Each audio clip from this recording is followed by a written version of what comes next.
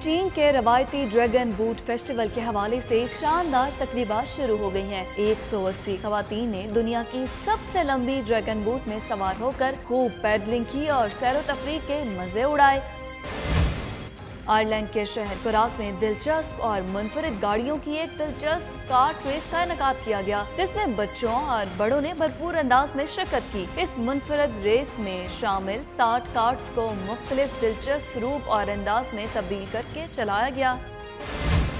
جمہوریہ چیک کے دارالحکومت پراگ میں دلچسپ میراتھن ہوئی، جس میں حصہ لینے والے ہزاروں شرکاء راستے بھر اپنے ساتھیوں کو مختلف رنگوں میں نہلاتے نظر آئے۔ اس موقع پر موسیقی کا بھی خاص طور پر انتظام کیا گیا تھا۔ آج چینی کمپنی نے دنیا کا پہلا مسافر ڈرون تیار کر لیا۔ نیواڈ میں آخری آزمائش کے بعد مسافروں کے لیے اڑان بھرنے کو تیار ہے۔